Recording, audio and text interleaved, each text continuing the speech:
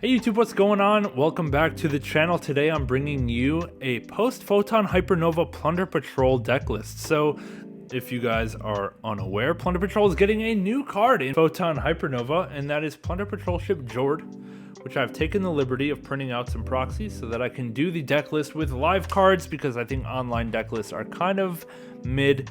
But anyway, Jord is not the only Photon Hypernova card I will include in my list, so make sure you stay tuned to check out the whole list. I am going to talk about Jord by itself, what I think about the card, how I would use it, and that kind of thing, and then I'll go ahead and jump into the whole deck list, main and extra, and then I'll show some replays after that, just some playtesting that I've done with the deck. Make sure you guys subscribe. Trying to hit 1,000 subs on the channel, and only like 4% of you guys that are watching are subbed. So if you guys don't mind, go ahead and click that button for me. It really helps out the channel.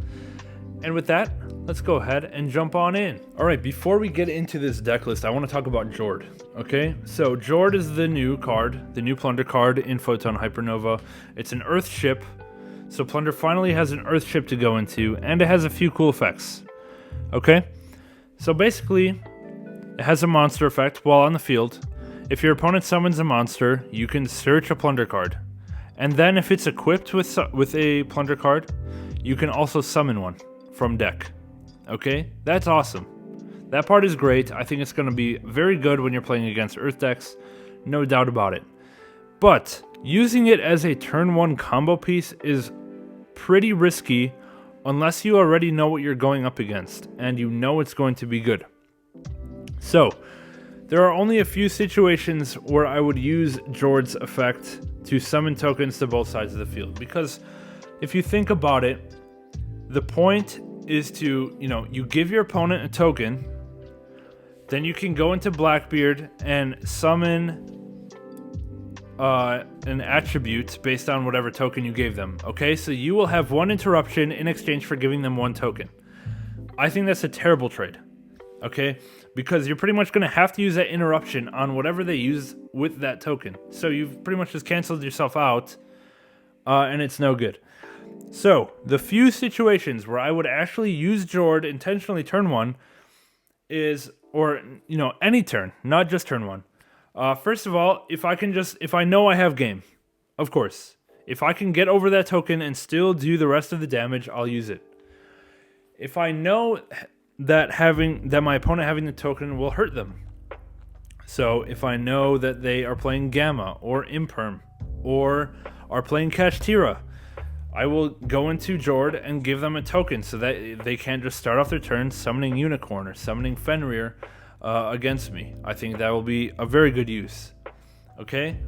And then the third situation where I will give my opponent a token and be okay with it is if I have a copy of Emblem. Okay? Emblem, if you don't know, is the Plunder Patrol equip card. This equip card can equip itself to a Plunder Patrol monster on either field.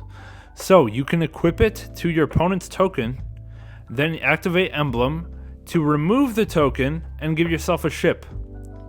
In that case, you've given yourself an interruption and your opponent has no more token left. So, easily a good choice. So, those are the only 3 situations where I would recommend giving your opponent a token with Jord. Is if you have game, if you can remove it with Emblem, or if having the token on their field is actually more of a detriment than a help to them. But otherwise, don't give them link material. Okay? Don't give them synchro material. Don't do that. It's just a bad idea. And it's, there's no point in that. I would rather just, instead of going into Jord, make like a generic synchro 8, like Dragite, make Blackbeard only, and then just deal with what they have instead of giving them material. I think that's terrible. Alright, so that's my opinions on Jord. Now let me go ahead and get into this list. Don't get me wrong, I think Jord is fantastic to have an Earth ship to go into with Blackbeard when you're playing against an Earth deck. It will hugely boost this deck. But don't overuse the double token effect, because it will come back to bite you if you're not using it smartly. Alright, let's go ahead and jump into this list. I have a 42 card main. Still testing a little bit, of course, online. But I have done a lot of testing, and I'm really liking how this is, so I'll go ahead and go through my choices and I'll talk about it. So, playing 3 Whitebeard, it's the best one. It floats if it goes to grave, usually from field for like link or synchro material. It will float, get you another name from deck. 3 copies of Black Eyes. This one recycles stuff, keeps your advantage up, and is an extender. 3 copies of Bluebeard, same thing, it's an extender and it lets you get rid of dead stuff in your hand and recycle it. Okay, these are the only 3 ofs for the plunder names. I think that these are by far the best ones, and the other ones do not deserve 3 of spots. 2 copies of red. Red is the best thing to go into off of white. Or God forbid you only have a normal summon play and 4 hand traps. You can just normal summon red and be just fine, because red obviously can tag out into the ships. Okay, but it doesn't give you enough advantage off of its discard cost in order to warrant playing more than 2. Okay, and then the last thing, Golden Hair at 2. I think Golden Hair is by far the worst name. I talked about this in my last list that was pre-Photon Hypernova, but I think Golden Hair is absolute garbage. The best thing it has going for it is that it's a tuner, so you can pretty much just normal summon Golden Hair to start off your turn, and synchro into a synchro 10 or synchro 8, depending on what is going on. But besides that, using Golden Hair's effect to pitch a card to summon it, it's just a -1 to summon. And even from grave, pitch a card to summon it from grave, it's just a, it breaks even. I don't think it's worth it. It doesn't get you any advantage, and it's very niche. So I think Golden Hair at 2 is just fine. The reason we're not playing just 1 is because we need to have our names at a sufficient count for ammo for the ships, and that we can use it for kind of just extenders or names or whatever if needed. Alright, on to the plunder spells. I'm playing 3 copies of Shipyard plus the 1 terraforming. I think this is definitely mandatory for Plunder Patrol since the deck came out. Plunder Patrol Shipyard is pretty much the deck revolves around Shipyard. So it's your searcher. It can set itself from the graveyard by returning an equip spell or an equip plunder. So you can bring it back. It can bring itself back for free, and it's the only way to get enough attack to OTK. Pretty much OTKing without the field spell is damn near impossible. It also helps you get over really annoying crap that can only be beaten by battle. So yeah, it's a great card all around. 2 copies of Emblem. You could even bump this to 3 if you want with Jord, because having Jord plus Emblem is kind of nuts, but having Jord without Emblem is just eh. Okay, so I think Emblem is the next best spell or trap to search. It can get you into big monsters without activating monster effects, which is kind of nice. If they have like a Fenrir or something, to get over it, you can just normal summon, equip an Emblem, summon out, maybe if you have the right attribute, you can summon out something big enough, or if you have Shipyard, it'll probably be big enough to just swing over Fenrir without activating any monster effects and dodging that whole situation. So Emblem has a lot of good uses coming up that I think it warrants playing. And that is it for the Plunder cards. I'm not playing Booty. I think Booty is to win more. You have to be winning already for Booty to give you advantage. You can play 1. I wouldn't play more than 1 if you choose to go with Booty. I'm not playing the fusion spell either. It's just a brick. It's just a discard fodder. It's kind of crap. Alright, let's scoop these up and we'll talk about the cards we're playing alongside our Plunder engine. So, in addition to Plunder Patrol, we are trying out a full new engine for this list, and we are going to be playing a maximum bystial engine. Okay, not technically maximum, but we are going to be playing 2 copies of Bystial Lubellion, 3 copies of Magnamut, 3 copies of Druisworm, and 2 copies of the brand new Bystial Baldrake. So Bystial Baldrake is another Photon Hypernova card that provides interruption on top of just its DD Crow effect. So you can, this card can has the same summoning effect as the other, as Magnamut and Druisworm and Saronir. We're pretty much just replacing Saronir in the traditional Bystial package with Baldrake. because we don't get any particular advantage from Saronir. But anyway, Baldrake, once it's on the field, if your opponent summons an extra deck monster, you contribute another dark or light monster to banish that monster your opponent summoned. So if you have like Mowerk on the field and you've already used your Mowerk, then you can summon Baldrake and tribute off your Mowerk for another interruption. Or if you have Druisworm and Baldrake, you can tribute off with Druisworm to banish, and then Druisworm will activate, and you can do this all on your opponent's turn. So it's an incredible hand trap, basically. And I do anticipate Tear still being the best deck after this set comes out, but we do have to respect the Kashtira deck, so the rest of the deck is built around dealing with that. In addition to this bystial package, we are playing one copy each of Regained and Beast. So Regained is incredible in Plunders. When a card gets banished, okay, you can draw one basically. Not only are you going to be banishing cards with your Bystials, summoning effects, but you're also going to be banishing cards with Mowerk and Bran.